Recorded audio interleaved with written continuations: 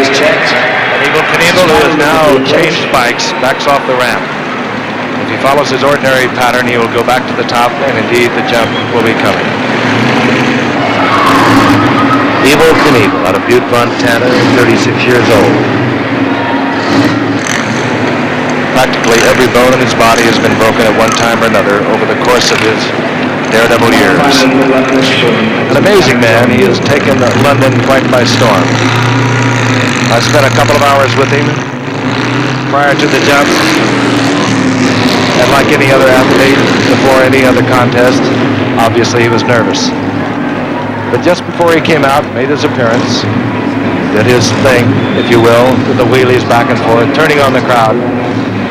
He almost dozed off in the booth. He leaned out the window and looked at a crowd of 80,000 people. He said, what does a man have to do to get this many people together? And I looked at him and I said, Evel, you're doing it. He will be going about 90 miles an hour when he leaves the ramp. He estimates he'll cover 140 feet, 10 feet either direction, and it could be all over. Look at him. Made his first jump when he was 15. Countless other jumps after that in 1966. Hurt himself.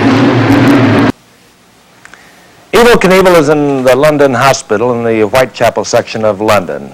We had a chance to talk with him earlier this morning, and we have him on the phone right now, and we'll get a word from him and find out how he's feeling at the moment. And Evel, how do you feel a few days after? Pretty good, Frank.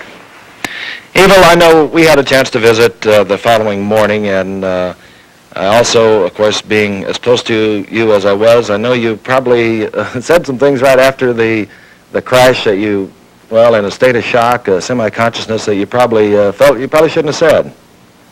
Well, I've had a good chance to think about it, and you know, when I've fallen before and busted myself in half, I had to keep going because I had a mountain to climb. In my case, it was a canyon to jump. But I haven't changed my mind. I'm not going to go on jumping. I think the best thing that I can do now is continue with a show, maybe an Evel Knievel show, and put together a group of the best stuntmen in the world, and maybe continue with my sponsors on a safety program for motorcycles and bicycles and automobiles. I think that might be the position I should put myself in right now. But Frank, I've been broken so many times that at the age of 36 to get up and walk away now is not so easy. How about the continuing tour in England, Evel, itself?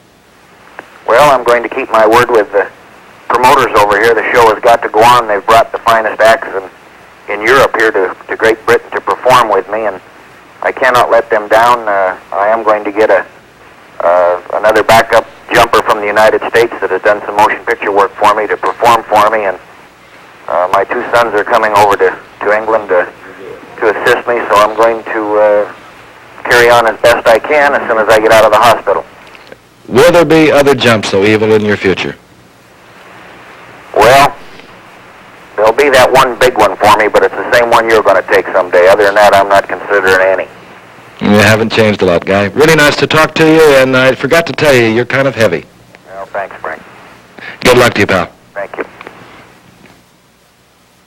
Evel Knievel.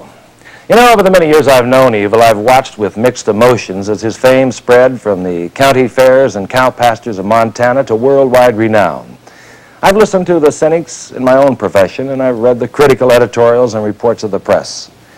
I've also looked into the adoring and fascinated eyes of youngsters as Evel ripped them up for even thinking of climbing on a bike without a helmet or proper instruction, or attempting to duplicate his feats, or as he hit many of them right where they live, castigating and deploring the use of drugs as a substitute for the highs we can all find within ourselves.